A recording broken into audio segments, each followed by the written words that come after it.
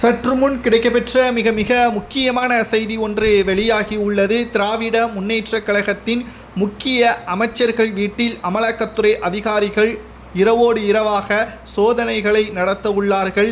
இந்த சோதனை உறுதி செய்யப்பட்டு விட்டால் பல கோடிகள் சிக்கும். இந்த தகவல் உள்துறை அமைச்சர் அமித்ஷா அவர்கள் தமிழக பாஜக தலைவராக இருக்கக்கூடிய நயினா நாகேந்திரன் அவர்களிடம் தெரிவித்திருக்கிறார்.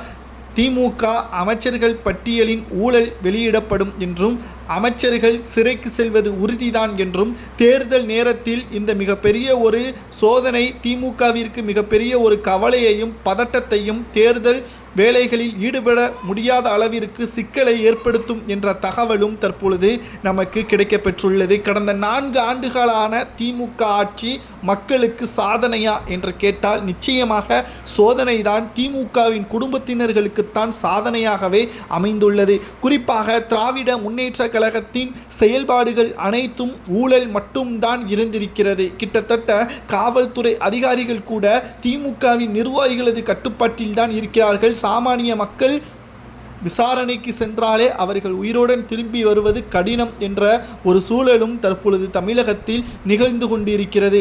அமைச்சர்கள் வீட்டில் இன்று இரவு சோதனைகள் நடத்தப்பட்டால் அதில் பல கோடிகள் சிக்கினால் நிச்சயம் என்ன ஏது என்று கேட்காமல் அவர்களை சிறையில் அடைப்பதுதான் சரியாக இருக்கும். செந்தில் பாலாஜி 15 மாதங்கள் சிறையில் இருந்தார். ஆனால் எந்த ஒரு அமைச்சர் பற்றியோ வாய் திறக்காமல் இருந்தார். ஆனால் அவர் மீது ஏதேனும் கைப்பட்டதா? அவர் மீது ஏதேனும் விசாரணை என்ற பெயரில் அவரை தாக்கினார்களா? ஆனால் அப்பாவி மக்களை வழக்கு பதிவு செய்யாமலே விசாரணை என்று அழைத்து சென்று உயிரையே கிட்டத்தட்ட பாதுகாக்கக்கூடிய நிலைமைதான் தற்பொழுது இருக்கிறது.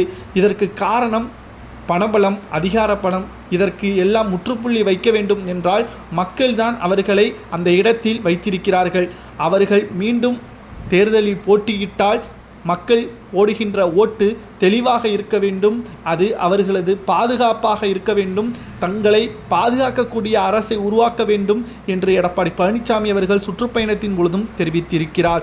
பொறுத்திருந்து பார்க்கலாம். எடப்பாடி பழனிசாமி அவர்கள் கூறுவது போலும் தமிழக பாஜக தலைவராக செயல்பட்டு கொண்டிருக்கின்ற நயினா நாகேந்திரன் அவர்கள் கையில் இருக்கக்கூடிய ஊழல் பட்டியலை வெளியிட்டால் அமலாக்கத்துறை அதிகாரிகள் விசாரணை இன்று இரவே நடக்கலாம் என்ற தகவலும் கிடைக்கப்பெற்றுள்ளது. இதில் எத்தனை அமைச்சர்கள் சிக்குவார்கள் என்று பார்க்குமேயானால் 7 அமைச்சர்கள் வரை சிக்குவதற்கான வாய்ப்புகள் இருப்பதையும் நம்மால் உறுதியாக கூற முடியும்.